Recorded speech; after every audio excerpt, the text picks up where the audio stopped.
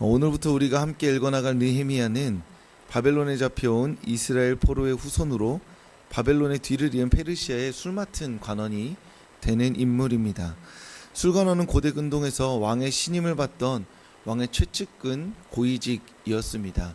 가장 단순하게 말하면 기미상궁과 같은 역할을 했던 것이죠. 왕에게 술을 내어줄 때 그 술에 독이 있는지 없는지를 먼저 마셔보는 역할을 하는 인물이었습니다.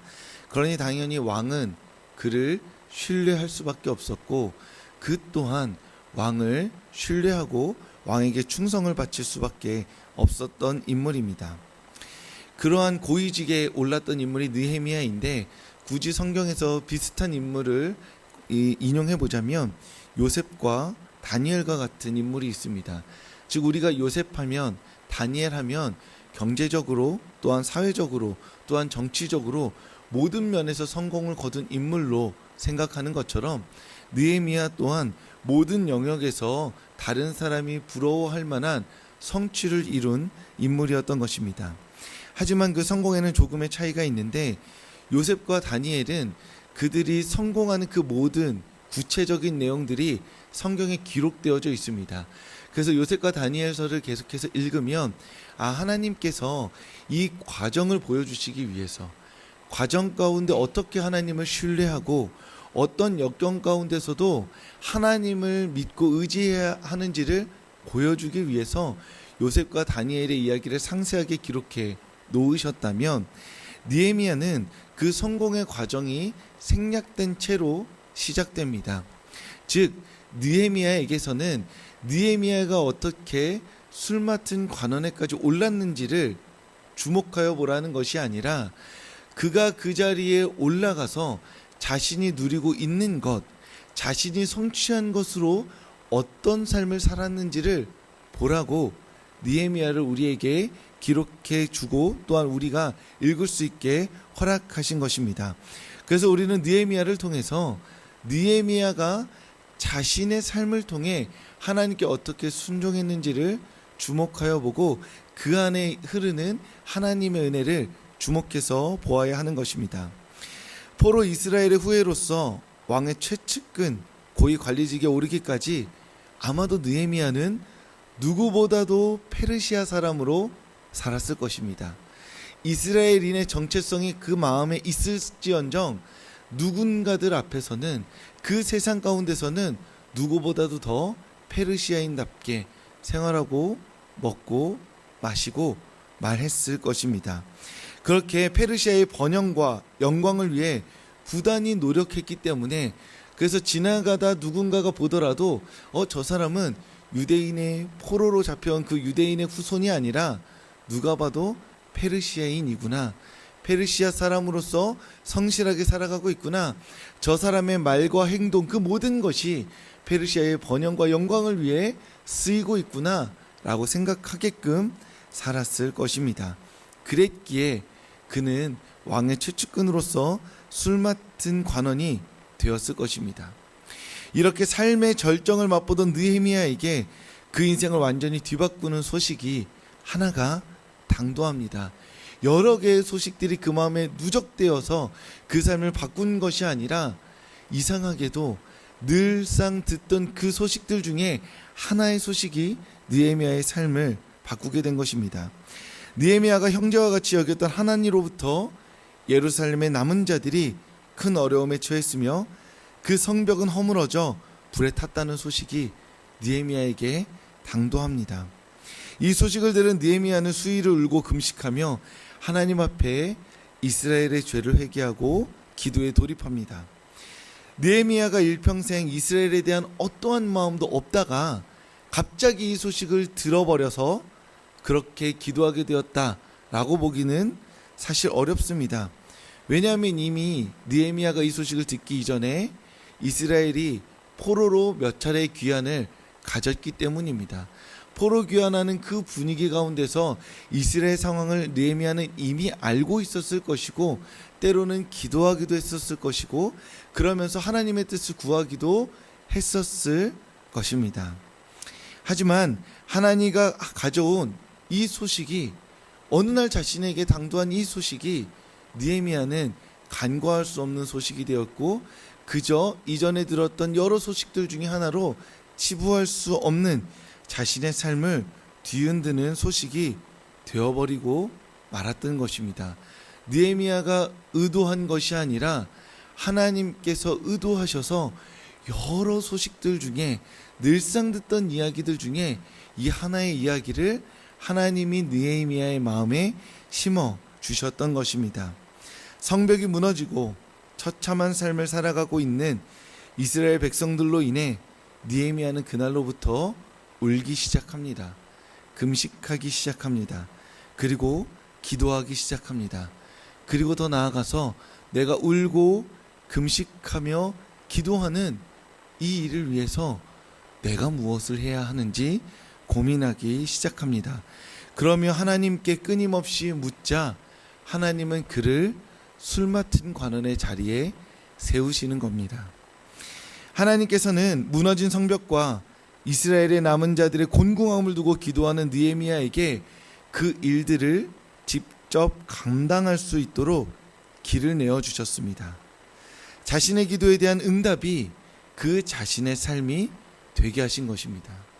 하나님, 이스라엘이 회복되게 하여 주시옵소서 라고 기도하니 그래, 네가 가라 라고 말씀하신 것이죠.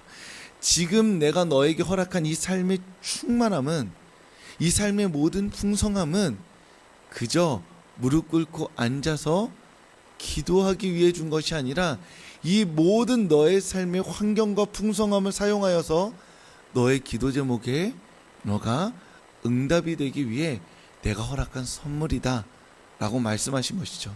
느헤미야는 자신이 술관원이 되었을 때 하나님이 내 인생에 얼마나 복을 주시는지 이 술관원이라는 자리로 입증하고자 했던 것이 아니라 하나님께서 내 기도를 들어주셨구나. 이스라엘을 위해 울며 금식하며 기도하는 나의 간절함을 아시고 그 일에 쓰임받을 수 있도록 왕 곁에 가까이 두셨구나. 그래서 하나님께서 주시는 그 기회에 내가 왕에게 나의 마음을 꺼내고 내가 죽는 한이 있더라도 그렇게 이스라엘을 위해 나의 삶을 쓸 수 있도록 기회를, 자리를 허락해 주신 것이구나 라고 느헤미야는 믿음으로 자신이 술관원의 자리를 확신하고 바라보았던 것입니다. 하나님께서는 우리의 기도에 직접 응답하실 수 있지만 그 간절한 기도만큼 우리의 삶이 응답되기를 바라고 계십니다. 깨어진 관계를 위해 기도하는 이에게 용서할 수 있는 용기를 허락해 주셔서 먼저 상대방에게 한 걸음 나아가게 하십니다. 건강의 문제로 기도하는 이에게는 스스로 자신을 돌볼 수 있도록 여러 관계와 지혜를 허락하시는 것입니다. 한 나라의 복음화를 위해 기도한다면 그 나라의 내밀한 사정을 알 수 있는 통로와 후원할 수 있는 길을 알려주시는 분이 우리 하나님이십니다. 그렇게 우리의 간절한 기도 제목에 우리의 삶이 기도 응답이 되어 살아감으로써 하나님의 구원 역사에 동참하기를 바라고 계시는 것입니다. 하나님은 우리의 기도가 오늘 이 자리에서 하나님께 들려지기를 바라시지만 동시에 이 자리 이후에 우리의 일상 가운데서 우리가 이곳에서 기도한 그 삶을 살아가기를 바라고 계신 하나님이신 것입니다. 오늘 이 자리에서 드리는 기도가 오늘 우리의 삶이 되어서 하나님의 구원 역사에 동참함으로 하나님이 하시는 일을 경험하는 성도님들 되시길 소망합니다. 술 맡은 관원이 된 느헤미야는 왕 앞에서 도저히 숨길 수 없는 자신의 근심과 기도 제목들을 꺼내어 놓습니다. 느헤미야의 이 행동은 왕의 심기를 거슬러서 바로 죽임을 당할 수 있게 만드는 행동이었습니다. 왕이 술을 마시고 싶은 순간은 당연히 자신의 근심을 잊고 싶은 순간일 것입니다. 마냥 기분 좋아지고 싶어서 내 근심을 떨쳐내고 싶어서 술을 한 잔 마시고 싶고 그래서 기분 좋게 술을 내오라고 말하는데 술 맡은 관원이 자신의 근심 걱정을 왕에게 꺼내놓은 그 술잔에 담는다면, 그것을 숨기지 않고 드러낸다면 그것은 어쩌면 왕의 기분을 상하게 하여서 당장 그 목숨이 위험에 처하게 되는 일일 것입니다. 하지만 느헤미야는 자신 안에 있는 그 수심을 숨길 수가 없었습니다. 왜냐하면 자신이 기도하는 그 기도 제목이 그 자신의 인생을 온통 사로잡고 있었기 때문입니다. 그렇다고 해서 매일 느헤미야가 울상을 짓고 왕 앞에 술을 내어 놓았던 것은 아니죠. 어떤 때는 그 마음을 잘 감출 수 있었지만 그날만큼은 유독 하나님께서 느헤미야의 마음을 너무나 뒤흔드셔서 그래서 그 마음을 숨길 수 없어 그 왕 앞에 술을 꺼내어 놓는데 그 술잔에 자신의 근심까지 담아버린 겁니다. 어쩌면 느헤미야가 그 마음을 알아챘는지 그 순간을 기억했는지 의도했는지 우리는 알지 못하지만 아마도 전혀 의도하지 않았을 것입니다. 그저 이스라엘이 그 마음에 담겨서 그래서 그 마음을 자신이 주체할 수 없어서 왕 앞에서 그저 꺼내어 놓을 수밖에 없었던 것이 느헤미야였던 것인지도 모릅니다. 그런데 왕이 그 느헤미야를 보고 왜 그러는지 묻습니다. 그러자 느헤미야는 수백 번, 수천 번 이 상황을 머릿속으로 사고 실험을 하면서 그래, 혹여나 왕이 물어본다면 어떤 특별한 기회가 있어서 내 간절한 기도 제목을 꺼내어 놓는 순간이 있다면 그렇게 마음속으로 생각하며 기도했던 그 말을 왕 앞에 꺼내어 놓습니다. 느헤미야 2장 8절의 말씀을 우리 한 목소리로 읽어보겠습니다. 또 왕의 삼림감독 아삽에게 조서를 내리사 그가 성전에 속한 영문의 문과 성곽과 내가 들어갈 집을 위하여 들보로 쓸 제목을 내게 주게 하옵소서 하매 내 하나님의 손이 나를 도우심으로 왕이 허락하고 아멘. 느헤미야는 이미 자신의 삶을 이스라엘의 재건에 던진 상태였습니다. 왕의 술 맡은 관원으로서 이 모든 일을 계획하고 준비하고 있었습니다. 다만 언제 어떻게 해야 될지를 몰랐던 것뿐이죠. 그래서 무수히 생각했을 겁니다. 그리고 매우 구체적으로 기획했을 겁니다. 그래서 자신의 목숨을 건 한순간에 반드시 제대로 왕에게 고함으로써 이 일들을 이루어내겠다고 준비하고 있었을 것입니다. 그러니 왕에게 부탁할 때 흔들림 없이 산림 감독 아삽이라는 이름을 구체적으로 꺼낼 뿐만이 아니라 그 와중에 내가 들어갈 집까지 요청합니다. 즉 느헤미야에게는 다 계획이 있었던 것이죠. 그 마음의 근심과 왕의 질문과 느헤미야의 계획이 만나서 이 일들은 이제 일사천리로 진행되게 됩니다. 느헤미야는 왕 앞에서 숨길 수 없을 만큼 수심이 가득했습니다. 이스라엘의 무너진 성벽과 남은 자들의 곤궁한 삶을 외면하고 자신의 삶을 행복하게 살아갈 수 없었던 것입니다. 기도할 때만 간절하고 일상생활에서는 잊어버리는 기도 제목이 아니라 하루 종일 그 기도로 말미암아 마음을 쓸 수밖에 없었던 것이 느헤미야였던 것입니다. 느헤미야는 이스라엘의 무너진 성벽과 남은 자들의 공궁에 완전히 사로잡혔던 것입니다. 하나님께서 우리에게 허락하시는 선물 중 하나는 우리 가운데 허락하신 도저히 외면할 수 없는 이 기도 제목들일 것입니다. 왕 앞에서도 숨길 수 없을 만큼 우리의 마음을 사로잡는 이웃과 세상의 이야기들이 바로 하나님이 우리에게 주시는 선물인 것입니다. 하나님께서 우리가 한 개인의 문제를 넘어서서 이웃과 나라와 세계를 향해 그 마음이 사로잡히도록 만드십니다. 그래서 내가 기도할 때마다 나 개인의 이야기에만 함몰되어져서 그저 눈물 닦고 콧물 닦고 이 자리에 일어나는 것이 아니라 분명 나는 의도치 않았는데 이웃의 기도가 내 마음에 들어옵니다. 이웃의 눈물이 내 마음을 가득 채웁니다.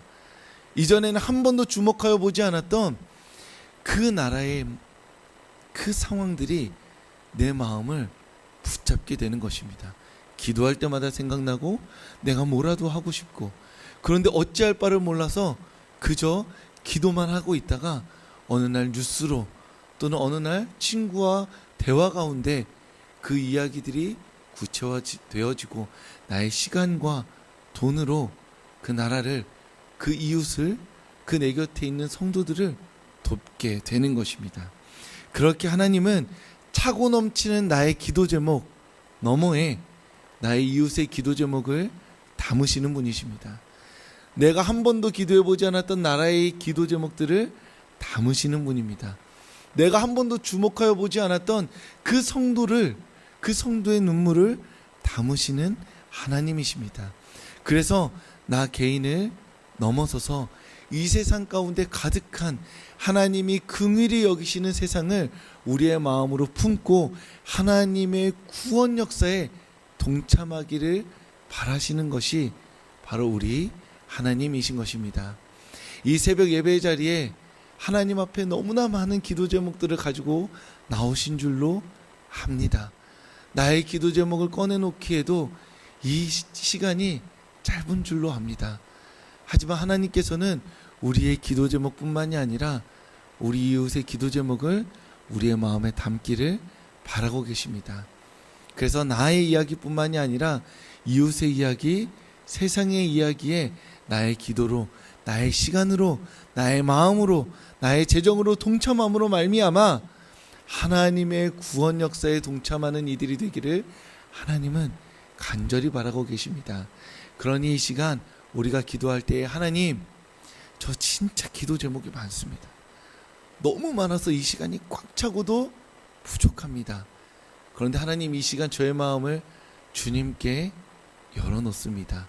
그러니 나의 기도 제목뿐만이 아니라 내 옆에 있는 성도의 기도 제목들도 담게 하여 주시옵소서. 이 세상의 이야기들을 담게 하여 주시옵소서. 세상의 눈물들을 담게 하여 주시옵소서. 세상의 고통들을 품게 하여 주시옵소서. 그래서 그렇게 이 세상의 이야기들을 가지고 기도하며 하나님 앞에서 또한 하나님의 구원 역사에 동참하는 내가 되게 하여 주시옵소서 라고 용기 내어 기도할 수 있는 성도님들 되시길 주님의 이름으로 축복합니다.